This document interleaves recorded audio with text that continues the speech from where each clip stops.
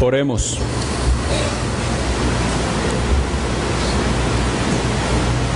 Bendito Dios, Dios todopoderoso y eterno, escucha hoy nuestro clamor, porque invocamos el nombre de tu Hijo, nuestro Señor Jesucristo.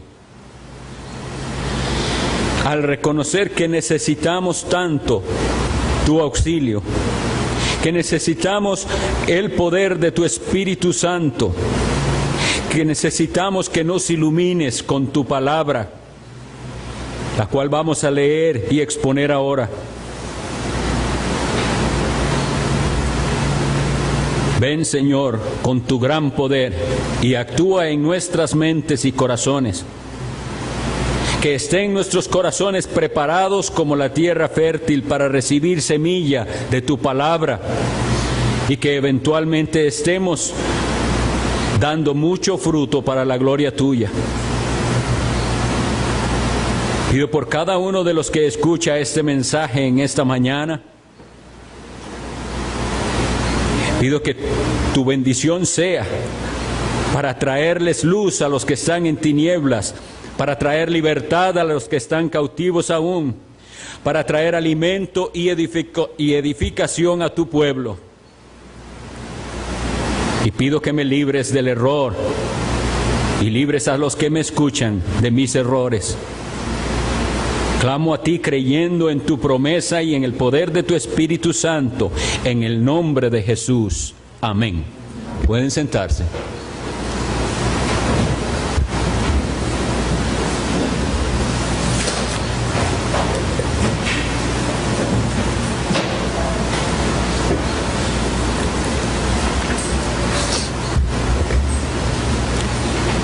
El versículo que tenemos hoy, la meditación de la palabra de Dios, el versículo inicial es Filipenses 4:4.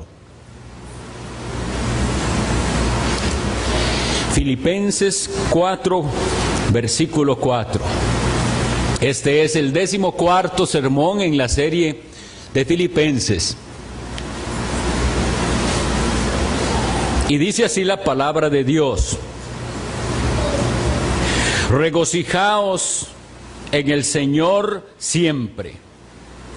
Otra vez digo, regocijaos.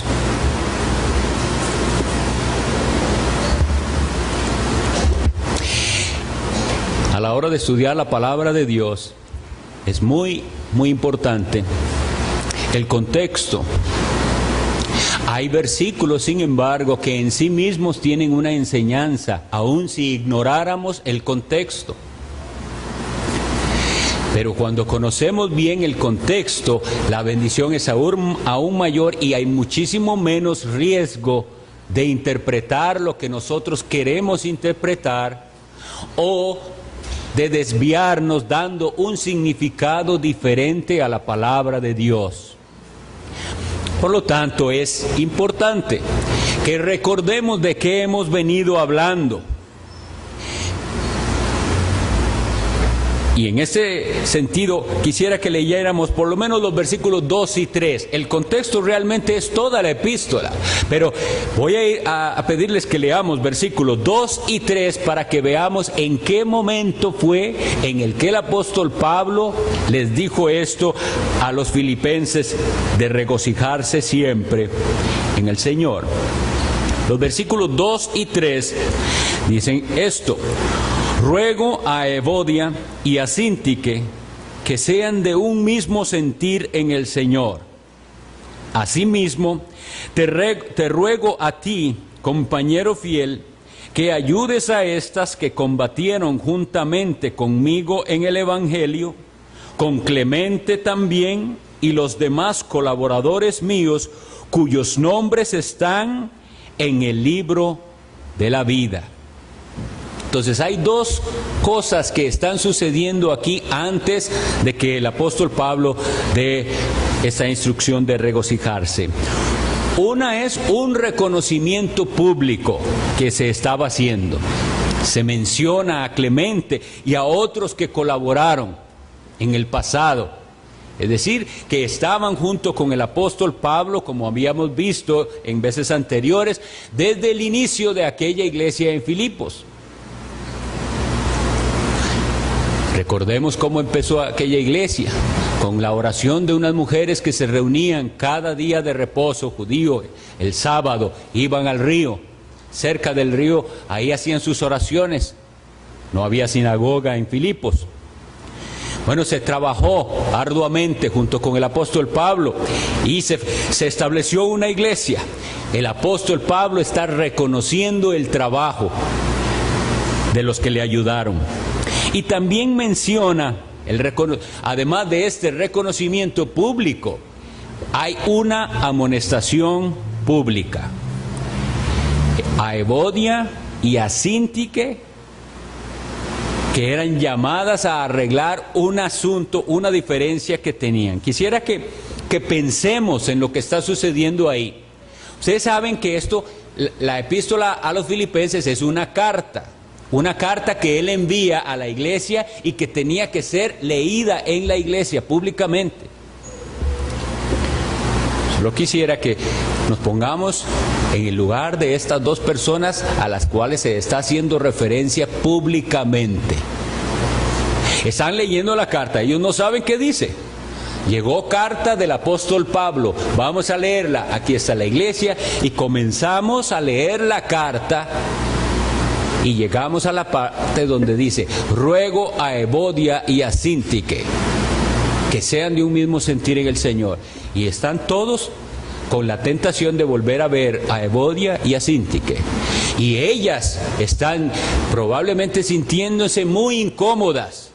Pero la Biblia nos manda a hacer a veces amonestaciones públicas. Esto no creo, siguiendo el modelo bíblico, que fuera algo desconocido. Ya la iglesia sabía que ese problema estaba ahí. ¿Por qué? Porque el apóstol está escribiendo desde prisión. ¿Cómo se dio cuenta el apóstol? Muy probablemente Epafrodito, que había ido allá y le había comunicado cómo andaba la iglesia, le había dicho cómo habían tratado con esas hermanas y que no estaban respondiendo a la amonestación.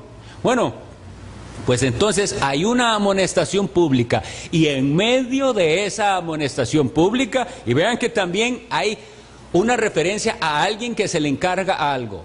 ¿Recuerdan que les dije que esa palabra, compañero fiel, puede traducirse de una mejor manera, mi verdadero sísigo?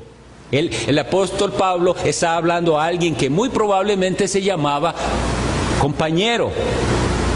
Ese era su nombre, ese era el significado de su nombre en griego, pero él le dice, usted que es un genuino compañero, que lleva un nombre que le calza, le encargo esta tarea de que ayude a estas dos hermanas que tienen ese problema. Y en esas circunstancias de lectura pública de una carta, de reconocimiento y de amonestación pública, es cuando el apóstol viene y da esa exhortación: regocijaos en el Señor siempre. Otra vez os digo, regocijaos. Nos sirve mucho saber lo que estaba sucediendo en el momento para pensar si estas personas fueron capaces en ese momento de entender que aún en esas circunstancias tenían que regocijarse. Amigos, hoy vamos a ir a muchos versículos de la Biblia porque el tema del regocijo en el Señor es muy amplio. Entonces voy a rogarles una vez más que no vayan a cada cita de lo que yo voy a decir porque son muchas, pero sí estén atentos a ellas porque es la palabra de Dios. Entonces, si pueden, anótenlas y después podrán verificarlas. Pero este llamado a regocijarnos siempre también había sido dado a otros. Por ejemplo, podemos leer en Primera a los Tesalonicenses 15:16. Primera Tesalonicenses 15:16 dice, estad siempre gozosos. Veamos estos dos. Estad siempre gozosos, regocijaos en el Señor siempre. Y aquí quisiera hacer un alto para con respecto a la interpretación bíblica y cómo debemos ser cuidadosos. ¿No afirma la Biblia que hay un tiempo para todo? ¿No hemos leído en el Eclesiastés 3:4 que hay un tiempo de llorar y que hay un tiempo de reír? ¿Que hay un tiempo de endechar y que hay un tiempo de bailar? ¿No leemos en la Biblia, en Job 14:1, la expresión de Job: el hombre nacido de mujer, corto de días y hastiado de sinsabores? Esta es la descripción de la vida en este planeta. La pregunta es, ¿se espera de nosotros cristianos que sepamos, o que más bien que seamos capaces de reír mientras lloramos? Porque vea que leímos que hay un tiempo para llorar. O sea, hay un tiempo en el cual es apropiado y es lo que hay que hacer: llorar. Endechar, por si no saben el significado de la palabra, es lamentar. Hay un tiempo en el que es apropiado y correcto lamentar. Hay algo que lamentar, hay algo por lo que llorar. Entonces, una vez más, ¿hay alguna contradicción aquí o tenemos que entender bien a lo que se refiere el apóstol cuando le dice a la iglesia que tienen que regocijarse siempre, y a los tesalonicenses que siempre tienen que estar gozosos?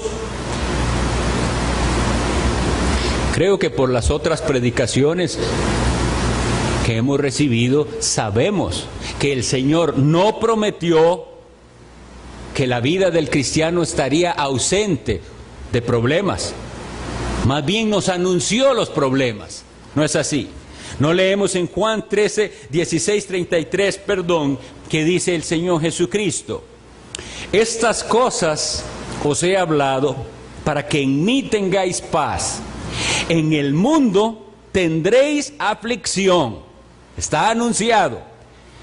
Y veamos lo que sigue: pero confiad, yo he vencido al mundo. Tenemos que poner mucha atención a las palabras del Señor Jesucristo, porque precisamente es atender a las palabras de Cristo lo que nos va a capacitar a tener paz y gozo en medio de las aflicciones.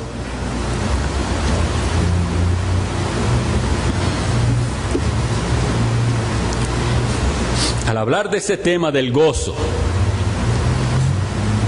debemos hacer una pausa y considerar lo que el mundo considera gozo. ¿Qué es lo que es para el mundo gozo?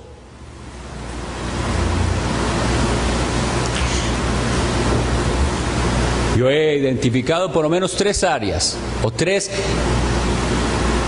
características de que el mundo tiene como gozo o una vida llena de gozo.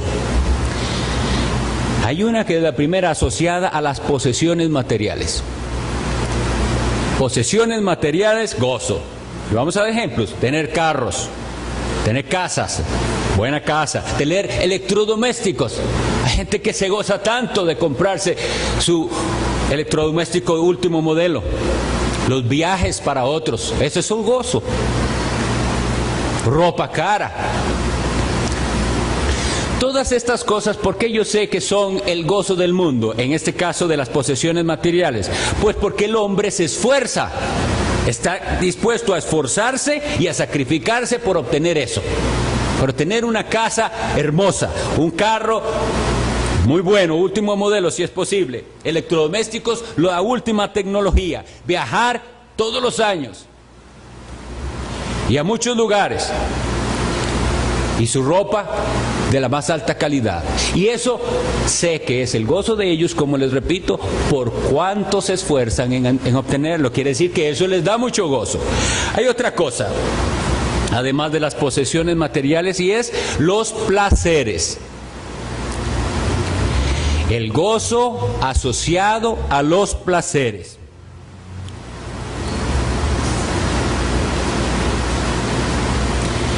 Los placeres, algunos de ellos son vistos por los cristianos como cosas ilícitas, algunas de ellas. Y mencionemos algunas: excesos al comer, excesos al tomar licor, drogas, adicciones a las apuestas, a los placeres sexuales.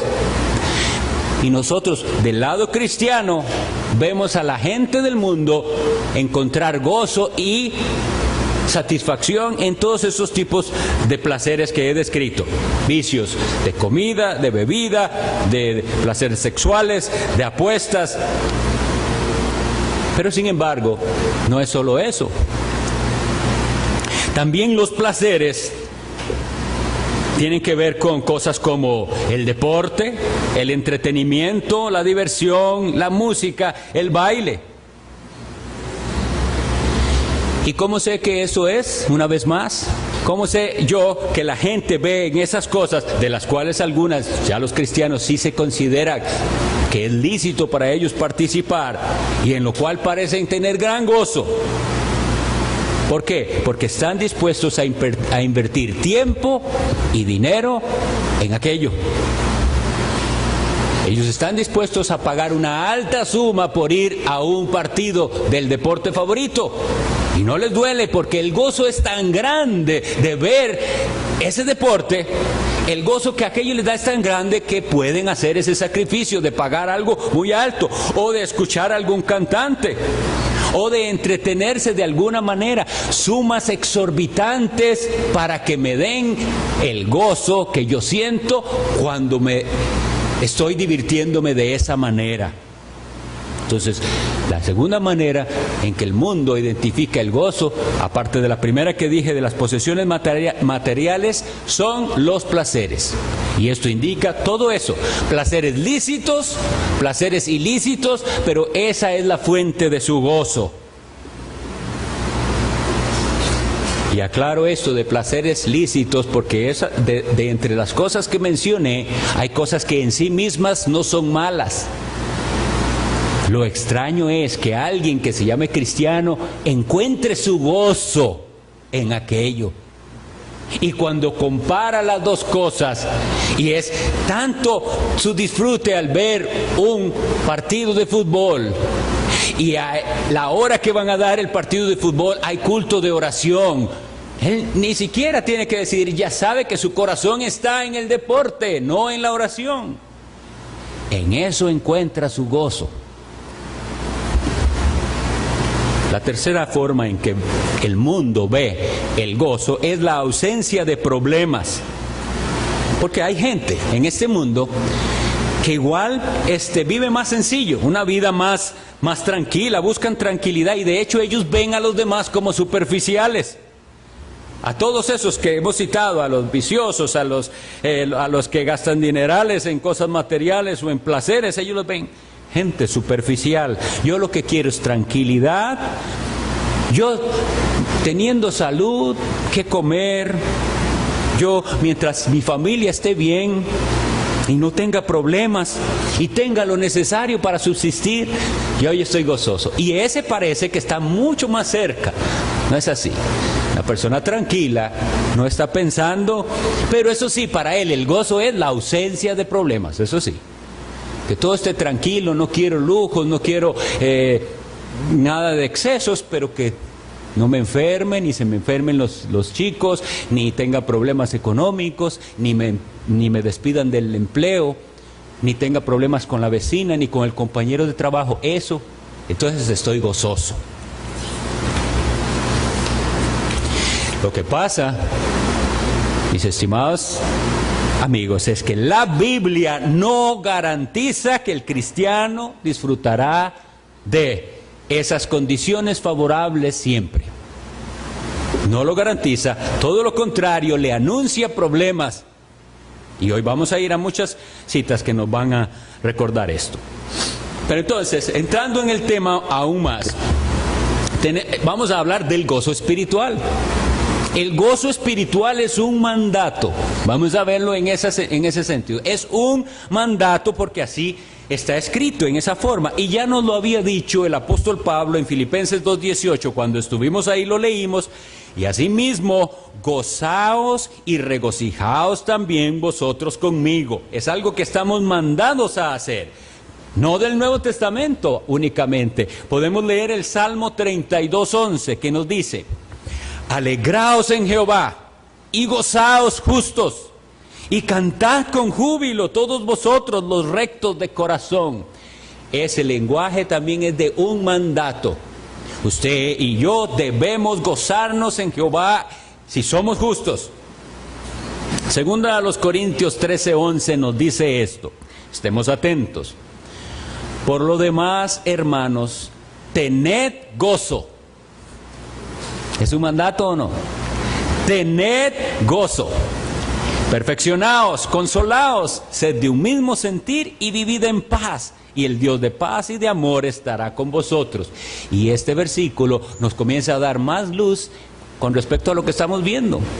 Porque el mismo mandamiento de gozo que dio Pablo a los filipenses está completamente asociado a una exhortación a mantener la unidad y a ser de un mismo sentir y a vivir en paz. Bien, pues ya sabemos esto, que el mundo tiene un concepto de gozo y que el gozo para nosotros es un mandamiento, pero si nosotros no resolvemos un problema antes, vamos a tropezar gravemente, y es la confusión con respecto al gozo. Este gozo es un gozo espiritual, de un carácter diferente. Si nosotros no entendemos eso, vamos a querer reproducir el gozo mundano en la iglesia. ¿Me entienden? Vamos a querer traer esa misma clase de gozo que hay en todas las cosas de este mundo y de esta vida y traerlo a la iglesia. Y muchas personas, yo sé, y en este momento no voy a juzgar las intenciones de las personas que han traído el entretenimiento a la iglesia y las diferentes actividades que se hacen. No voy a juzgarles en el por qué lo están haciendo, pero sí voy a ver por la palabra de Dios y enseñarles a ustedes que eso es un error. Traer música que el mundo considera alegre a la iglesia. Y incluir en la iglesia instrumentos que a la gente le gusten. Para alegrar el culto. Pero si yo necesito de instrumentos para alegrar el culto, o de música igual a la del mundo, para que ustedes tengan gozo, entonces ya perdí de vista que hay una diferencia entre el gozo de este mundo, de las cosas temporales, y el gozo espiritual del que la Biblia nos habla. Gracias a Dios que nosotros hemos ido aprendiendo y Dios nos enseña a no depender. Hoy hace 8 días, es precioso cantar con acompañamiento, claro que sí, pero hace 8 días nuestro hermano organista estuvo enfermo. Ya no podemos cantar entonces. Cantamos porque Dios nos dio una voz para alabarle a Él y no dependemos de los instrumentos. ¿De qué otra manera vemos que ha habido confusión con respecto a esto del gozo? Bueno, el que dirige las alabanzas se convierte no en un director de adoración, sino en un animador. Entonces, lo que está haciendo aquí el que está enfrente es lo mismo que hace un animador en un concierto. Hacer que ustedes manipular sus emociones y llevarles a una especie de sentimiento que está siendo falsificado por gozo, pero eso no es gozo. Eso, como les digo, si es lo mismo que usted puede sentir en el concierto y en el partido, ese no es el gozo espiritual. Y en la predicación, ¿cómo vemos que esta confusión ha sido?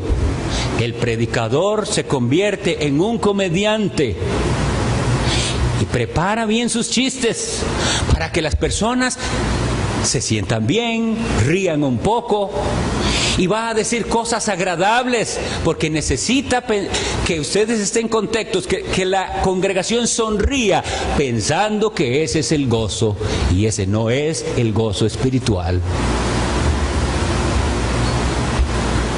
Por otro lado, este mandamiento del gozo y de regocijarnos en el Señor tampoco se trata de aprender a fingir alegría cuando tenemos tristeza. ¿Ven? Nosotros estamos enfrentando una situación triste.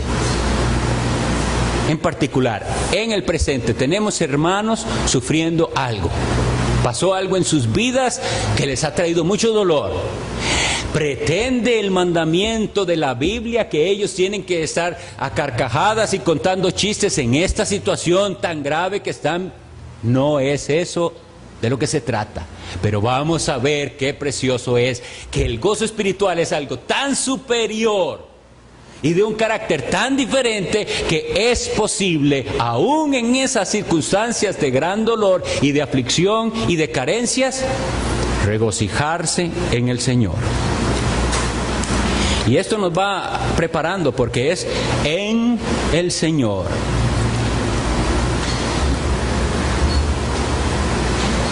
Vamos a prestar atención. Aquí es donde viene una gran cantidad de versículos. Seamos atentos porque es la palabra de Dios. Casi no tendría yo que comentarla si somos atentos.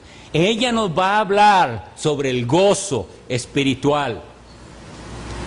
Tiene que haber gozo en el culto público a Dios, claro que sí.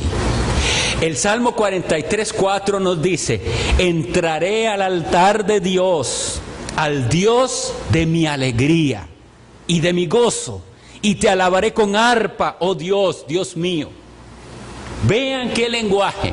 Él no era una persona que no tenía problemas.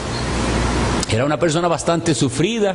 No era una persona que todo le salía como lo planeaba. Pero dice, a la hora de venir yo a adorar a Dios, me olvido de todo lo demás porque vengo, y esta palabra es lindísima, al Dios de mi alegría y de mi gozo. Aquí es donde tenemos que hacernos una pregunta. ¿Es Dios el Dios de su alegría y de su gozo? ¿O disfruta usted más las cosas del mundo y de esta vida? Entonces, ¿tiene que haber gozo en el culto público a Dios? Claro que sí, pero no es como el gozo del mundo. Gozo por causa de la redención. Y aquí vamos adentrándonos ya en materia. Esto es lo precioso. Miren, Isaías 51:11 dice esto: ciertamente volverán los redimidos de Jehová, volverán a Sión cantando, y gozo perpetuo habrá sobre sus cabezas. Tendrán gozo y alegría, y el dolor y el gemido huirán. La redención presente y la redención final es el motivo de nuestro gozo. Aquella esperanza que vemos aquí, leímos en Isaías, pero es el mismo lenguaje de Apocalipsis cuando dice, y Él mismo va a enjugar las lágrimas de los suyos, y ya no hablamos dolor, ni más muerte, nada, todo eso pasó. Entonces, ¿en qué me gozo yo? En la redención que Cristo ya hizo, ganó, completó y que será plena en el futuro. Hay gozo, hermanos, por la seguridad de salvación. Lucas 10:20, ¿qué es lo que nos dice Jesucristo? El contexto es este: el Señor los manda en una misión y ellos vienen felices por todo lo que ellos pudieron hacer en el nombre del Señor, sanar enfermos y echar demonios fuera. Y la respuesta del Señor Jesucristo es esta, Lucas 10:20: pero no os regocijéis de que los espíritus se os sujetan. Oiga bien, sino regocijaos de que vuestros nombres están escritos en los cielos. La seguridad de la salvación no es algo que yo puedo forzarle a usted a tener. Es algo que eventualmente el Espíritu Santo da y hay que buscarlo. Pero cuando Dios nos va dando mayores evidencias de la obra del Espíritu Santo en nuestro corazón, nos regocijamos reconociendo, Él hizo una obra en mi vida. Yo me regocijo en lo que Él hizo en mi vida. Y de eso les decía Jesucristo que se regocijaran, de que sus nombres estaban escritos en los cielos. Bueno, también esto va a lo que estábamos leyendo y a lo que venimos estudiando en Filipenses, porque si ustedes recuerdan las palabras de Pablo cuando les dice a ellos, que Evodia y que Sinti, que habían colaborado antes y combatido, y también Clemente y otros, y no los menciona, pero les dice algo, para que después decirles que se regocijen. ¿Qué les dice? Cuyos nombres están en el libro de la vida. Y entonces ahora sí, en ese contexto, miren, eso es lo que tienen que ustedes entender, que estando sus nombres en aquel libro del Cordero, tienen que estar gozosos. ¿O es que eso no es para usted algo de gozarse? ¿O está menospreciando usted lo espiritual y valorando más lo material como hizo Esaú? Porque ese fue el pecado de Esaú. Él pecó prefiriendo las cosas de esta vida y las cosas del presente.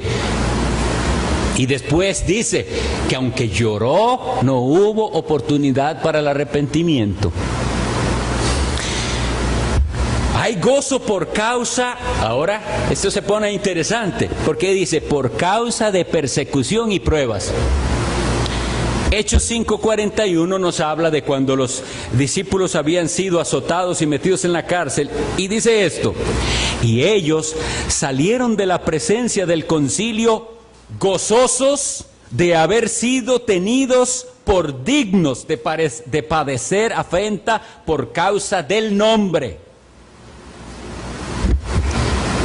Vienen y sufren por causa de Cristo, y ellos lo consideran un gozo y un privilegio. Esto ya no se parece al gozo del mundo, ¿verdad? Ya aquí es donde comienza al cristianismo a parecer una locura. ¿Qué es esta gente que los persiguen y más bien tienen gozo de la persecución? ¿Por qué? Porque no está viendo eso, está viendo lo que eso representa. Me están persiguiendo no porque yo hago cosas malas, me están persiguiendo no porque yo me lo busqué, es porque yo me parezco a Cristo y ellos odian a Cristo. Y eso me da gozo, que yo me voy pareciendo más a mi Salvador.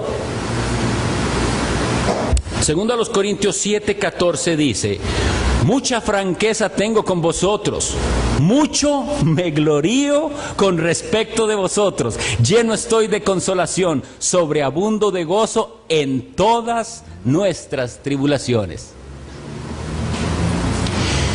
No se goza de que le va bien, de que todo el mundo lo trata bien, de que tiene de todo en abundancia, se goza de sus tribulaciones. ¿Es diferente o no el gozo espiritual al gozo del mundo? Segundo a los Corintios 12:10, el apóstol Pablo dice esto: por lo cual, por amor a Cristo, me gozo en las debilidades, en afrentas, en necesidades, en persecuciones, en angustias. Porque cuando soy débil, entonces soy fuerte.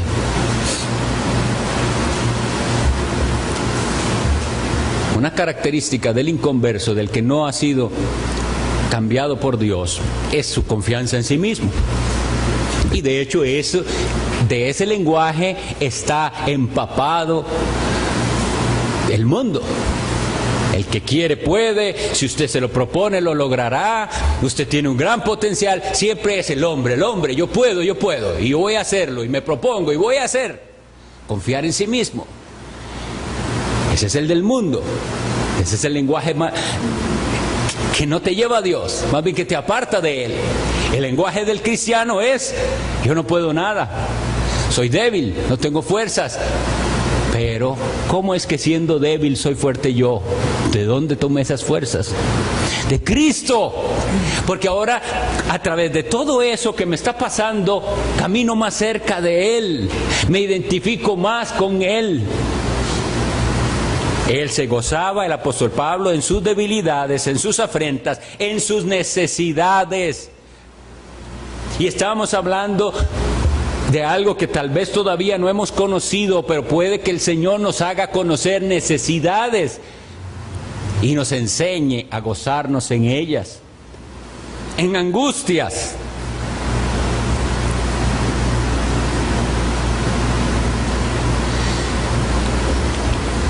Eso es gozo verdadero, de un nivel espiritual superior, no es el del mundo. Romanos 12:12 dice esto: gozosos en la esperanza, sufridos en la tribulación, constantes en la oración.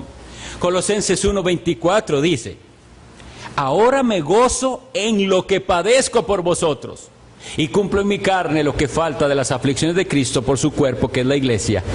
El apóstol Pablo está diciendo esto: yo veo el avance del reino de Dios de una manera diferente. Esto trae problemas y angustias, pero yo me gozo porque por yo hacer la labor que hago a favor de ustedes en Cristo, sufro. Y me gozo de eso, de identificarme con Jesucristo. Pero aquí es donde comenzamos también a hacer una aplicación personal.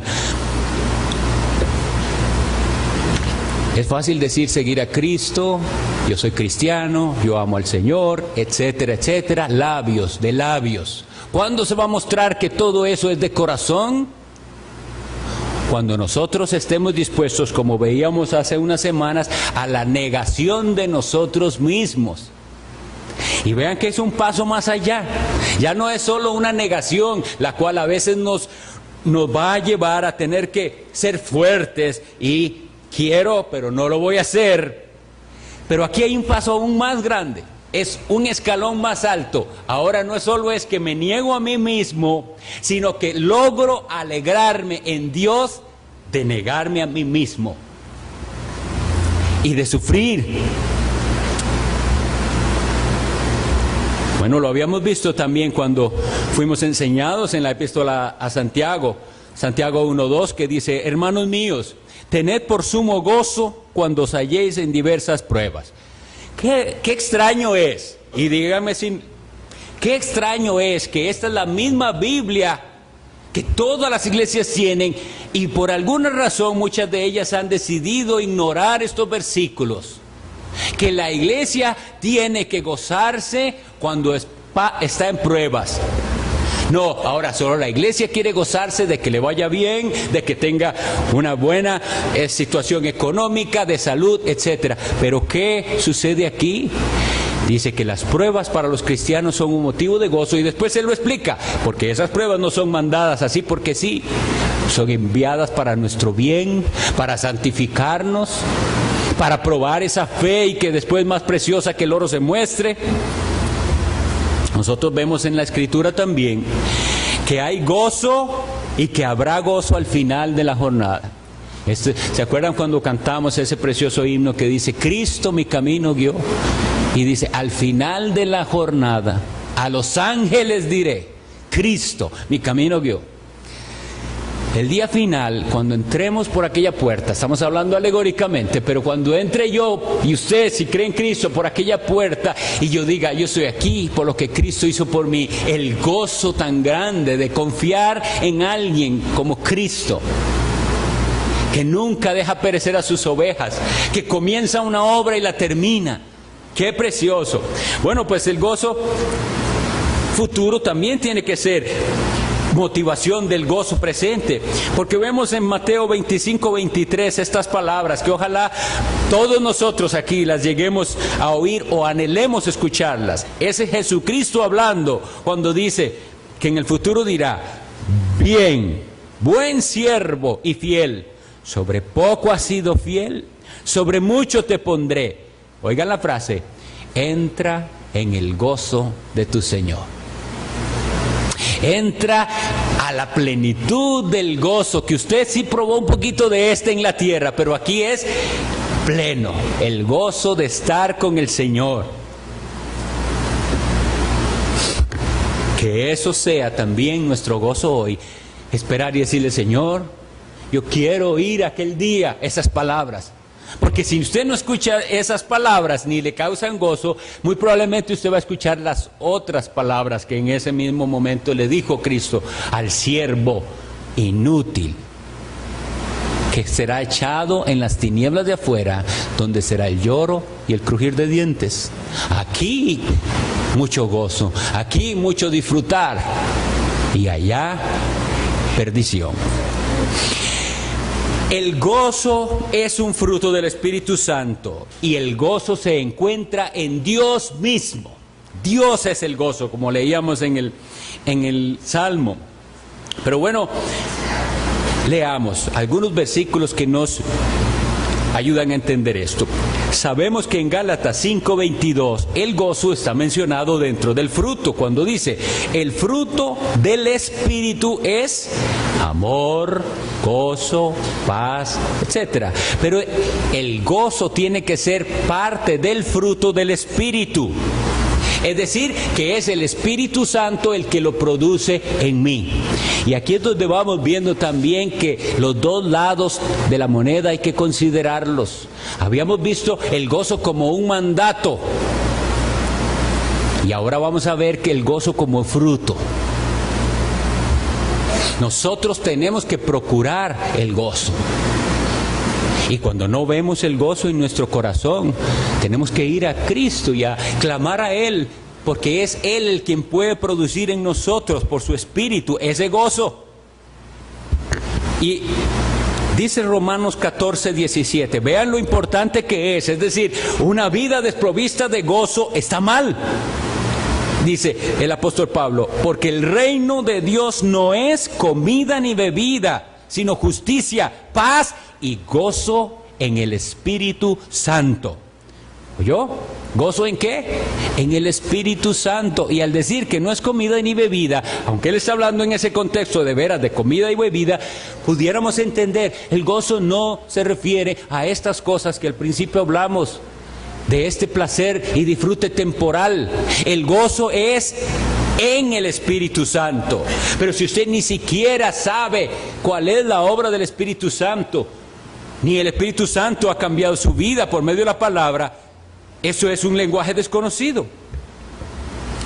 Dice el Señor Jesucristo en Juan 15, cuando Él está hablando de que Él es la vid verdadera y que para que podamos tener nosotros vida y ser nutridos estamos que tener unidos a Él, tenemos que estar unidos a Él.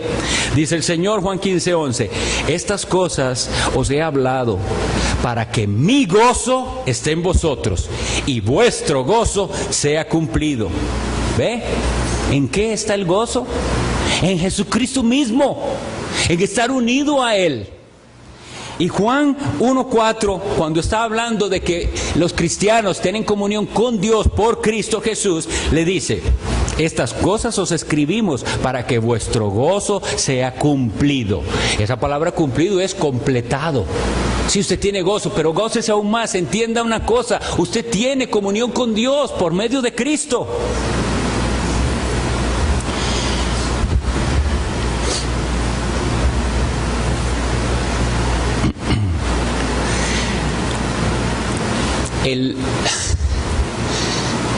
Hace bastante tiempo nosotros recibimos una de las escuelas dominicales que se llamaba El Evangelio que trastorna el mundo.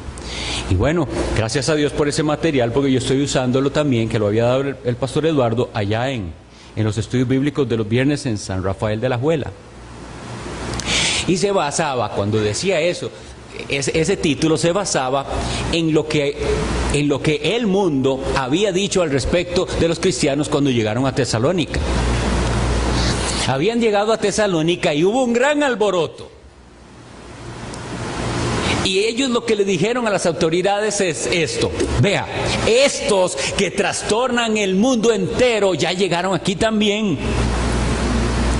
Pero ¿cómo es que lo hicieron? ¿Cómo fue? ¿De qué se trataba ese trastorno del mundo, de su visión del mundo? Está escrito. Primera a los Tesalonicenses 1:6 dice, y vosotros vinisteis a ser imitadores de nosotros y del Señor.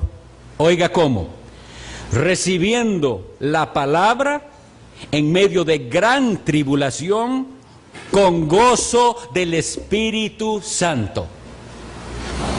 Se mostró que aquí hay algo raro y nunca visto. Esta gente, a pesar del maltrato, a pesar de la tribulación, a pesar de que a algunos tal vez les representó que los despidieran de sus empleos, a otros familias divididas, quién sabe cuál cantidad de tribulación, y ellos reciben la palabra con gozo, pero no es el gozo mundano, No es que les pusieron la orquesta en la iglesia para que entonces usted sufre mucho, pero aquí venga y alégrese como si estuviera en un salón de diversiones.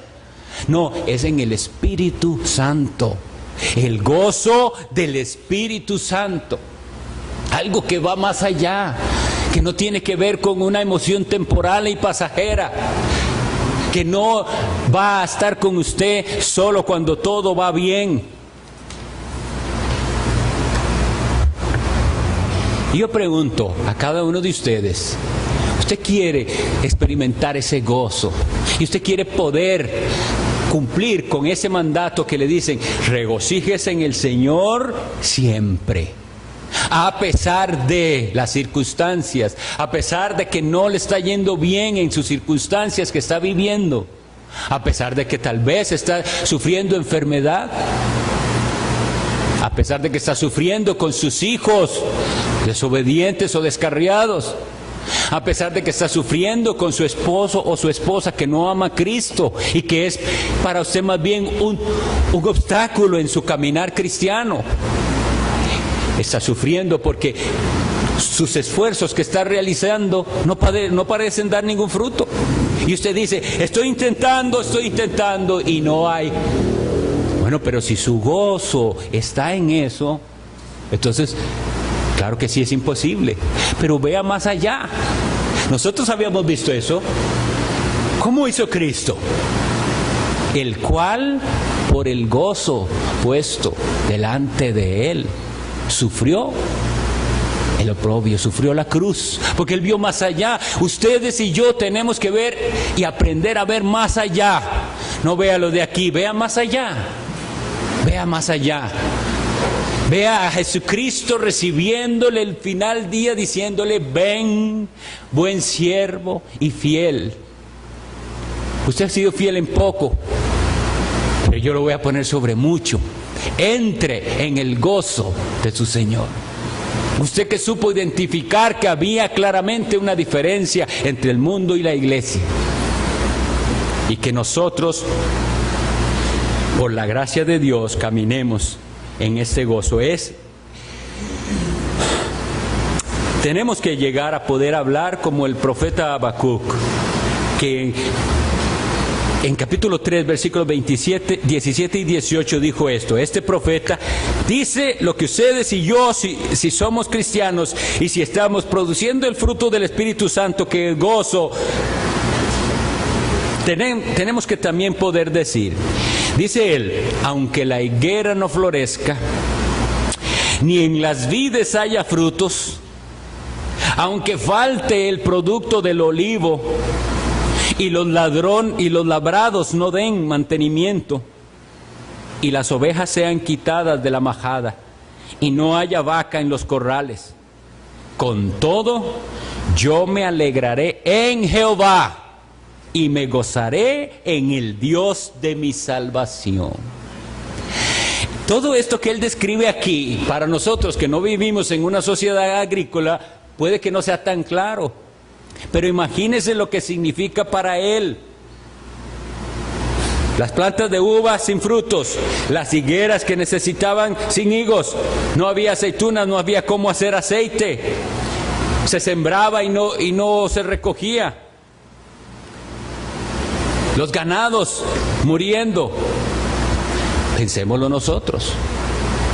Situaciones así significan pérdida de empleo, negocio no funcionando bien, la familia no funcionando bien, la salud quebrantada, y tras de eso estoy luchando con mis debilidades y no veo progreso. Pero si usted es de Cristo Jesús, usted puede decir, con todo, a pesar de, aunque sea eso así, y yo me veo a mí mismo sufriendo con esta situación familiar, con esta situación en mi trabajo, en mi vecindario, con este anhelo que no puedo cumplir, y vean que no estamos hablando de anhelos ilícitos, pueden ser hasta anhelos lícitos, pero el Señor no lo está concediendo. Y eso me carga mi alma. Aún así yo puedo decir, con todo eso y a pesar de todo eso, yo me alegraré en ti, mi Señor, porque tú eres el Dios de mi salvación. Termino con un versículo más, que es Romanos 15:13, que dice así: y el Dios de esperanza os llene de todo gozo y paz en el creer, para que abundéis en esperanza. ¿Cómo? Por el poder del Espíritu Santo. Es Dios, ese Dios maravilloso que es nuestra esperanza, el que puede llenarnos de gozo y paz. ¿En qué? En creer, porque al final, por nuestra falta de gozo, es porque estamos siendo incrédulos. No hemos dicho 1000 veces que creemos en la soberanía de Dios y que eso nos diferencia de todo lo demás, que nuestro Dios está en control. No lo decimos, lo predicamos y se lo decimos a otros. Bueno, este es el momento que usted crea que Dios es soberano y que la situación terrible que usted está viviendo, Dios es el que lo tiene a usted ahí. Y que si Dios nos ama, Él nos puso en esa situación con algún propósito.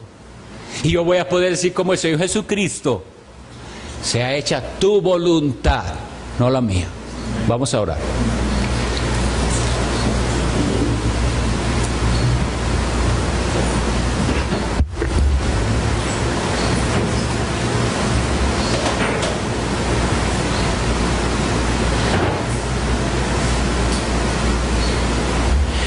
Oh Dios bendito, cuánto necesitamos de tu gracia. Perdónanos, porque en tantas ocasiones hemos sido incrédulos y nuestra conducta no corresponde a lo que nosotros decimos creer. Pero hoy venimos ante ti, que eres el Dios de esperanza, confiando en que tú eres quien nos puedes llenar de gozo y paz en el creer, para que podamos regocijarnos en ti siempre, a pesar de las circunstancias, por el poder del Espíritu Santo. Que en medio de nuestras lágrimas, el gozo esté, el gozo del Espíritu Santo. Que en medio de los conflictos, de las pruebas, de las tribulaciones, de la persecución, el gozo por el poder del Espíritu Santo esté en nosotros. Y que cada uno de nosotros anhele escuchar de tus labios, bendito, esas palabras cuando tú nos recibas para entrar en tu gozo para siempre. Llévanos con bien, Señor, a nuestros hogares, cuídanos. No dejes, Señor, que pasemos este día como cualquier otro.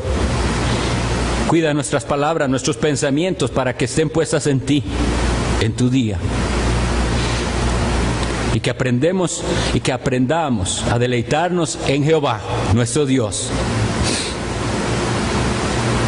Gracias por tu gran misericordia mostrada a nosotros en Cristo Jesús. Amén.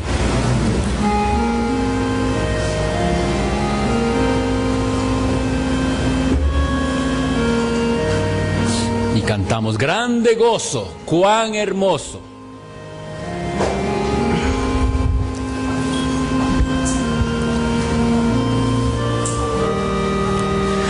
Grande gozo, cuán hermoso, paso todo el tiempo bien feliz, porque veo de Cristo la sonriente faz.